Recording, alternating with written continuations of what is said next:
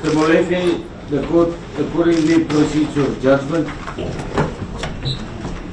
It is common cause that the applicant has a pending case for the murder of Philip Amanswak.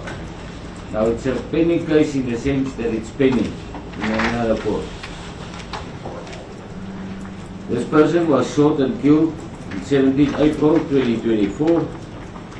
Now the same co-accused, to what Michael Puli Tau, Musa Kekana and Diego Floyd Mabusela are involved in all these cases with the applicant. The applicant is further charged with the following counts in this case: conspiracy to commit murder in respect of Oupa Sefoka, DJ Sumbody, murder in respect of the same person, conspiracy to commit murder in respect of Sibusiso Mokoena, murder in respect of Sibusiso Mokoena, conspiracy to commit murder in respect of Sabile Sean Mieza, conspiracy to commit murder in respect of Hector Butelezi or DJ Ventos, murder in respect of the same person. The applicant on appeal was granted bail by the High Court on the first matter currently pending in the High Court. It is alleged that all these killings were contract killings. The allegation is that it involves a similar modus operandi. The victims were killed in assassination style with AK-47 assault rifles with the clear motive of elimination. These killings also involved the actual contract killers, accused 1, 2 and 3, where the case against them appears to be extremely strong at this stage. It also involves a mastermind and or middleman, the one orchestrating the hits. It appears that the applicant, according to the state, falls in the last category. Now here it is alleged that the victims were involved in a drug trade,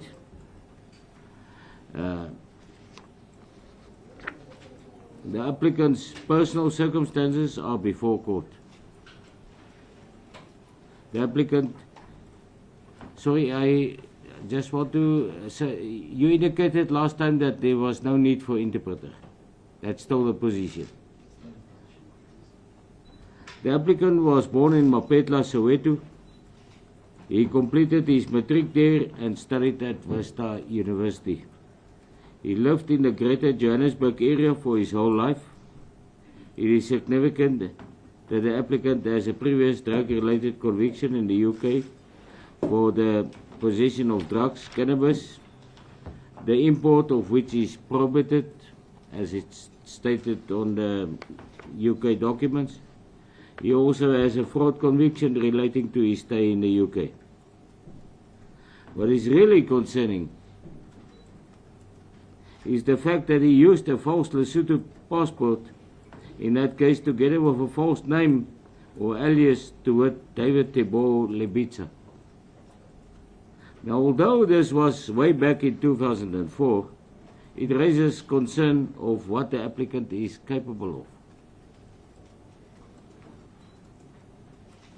It appears that the investigative unit currently investigates other cases of similar nature against members of this so-called syndicate, and that there are missing pieces of evidence like the other AK-47 assault rifle used in these murders.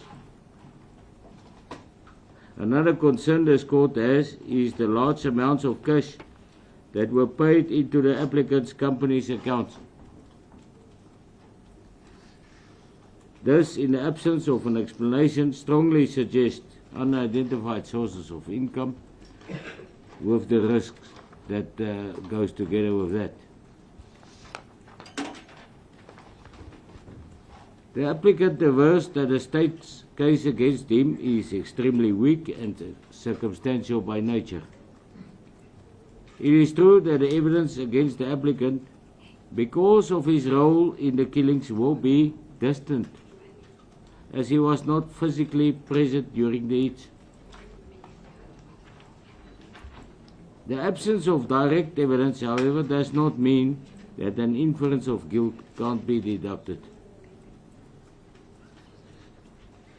In the Matabula case, it was ruled, but a state case supposed in advance to be frail may nevertheless sustain proof beyond reasonable doubt when put to the test in order to successfully challenge the merits of such a case in bail proceedings, and the application needs to go further.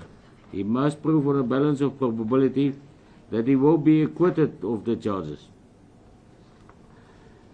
Now this in its essence means that in bail applications, because of its unique character, admissibility requirements are less stringent in bail applications than in the subsequent trial matters because of the initial nature of bail applications. The other accused, for instance, are not before court, and only the trial court will have the benefit to rule on the evidence in its totality. The applicant alleges that he is neither K nor Pafa. The state adduced evidence based on cell phone records, WhatsApps and calls made from number 1, especially that the applicant is both K and Pafa. It is quite apparent that the gunmen were awaiting payment from the applicant, according to this, for these hits performed. It is significant that accused 1 and 2's phones were picked up at the cell phone tower near the applicants on the very same 24th day of November. On this day, accused number 1 also deposited 100,000 rand cash into his account, with number 2 and 3 also depositing cash into their respective bank accounts. Now, what is extremely relevant here is number 1's address is in Roodepoort, and that of number 2 in Atteridgeville, Pretoria. That's a relatively far cry from Sandton, where the accused lives. The cell phone records after these so-called hits between the respective accused are indeed very interesting. Accused 1 frantically trying to reach the applicant moments after the Sandton hit on DJ Sumbody. He made no less than 8 calls to the applicant. Accused 1 also contacted the applicant after the killing of yet another DJ, the Orlando matter. In all these cases, cash deposits follows. The state alleges that the state witnesses fear for their lives after his initial release on bail. The applicant made several assurances regarding number 1's bail application. Now on the 15th of July 2024, he sent a message to accused number 1's wife saying, "Appearance for bail application today. Next court appearance, bail will be granted for him." On the 2nd day of August 2024, the applicant sent a WhatsApp message, "Bail granted," to which the friend replied, "Good work, my brother." The applicant responded, "This is evidence of what teamwork can achieve, my brother." Now, although bail was granted in High Court regarding the Swart case, this court is of the respectful opinion that a lot has changed since then. The current counts are indeed of a very serious nature and can definitely increase the risk to abscond. Very importantly, the evidential link between the 4 accused persons in this case appears to have increased.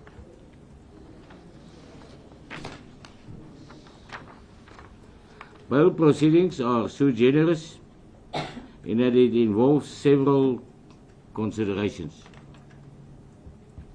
the freedom of the individual, his right to be presumed innocent or proven guilty, the interests of justice, to name but a few. There is also the statutory framework requiring that the accused must, on a balance of probabilities, show the existence of exceptional circumstances to permit his release on bail. In the Dlamini Dladla Hubert Schieterkat decision, the Constitutional Court ruled that exceptional circumstances require something out of the ordinary to be established before an accused charged with a Schedule 6 offence will be granted bail. Now, considering all the relevant facts and circumstances before court, the court makes a value judgment and finds that the applicant failed to put exceptional circumstances justifying his release on bail.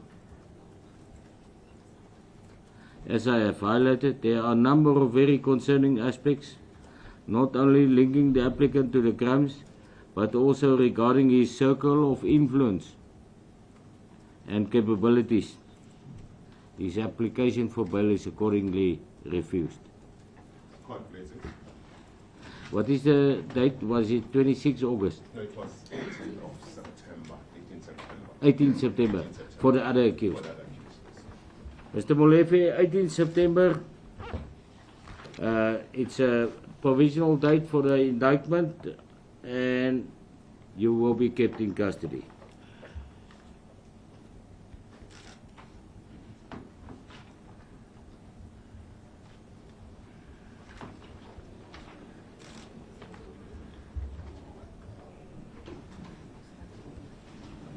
Good, you can stand down.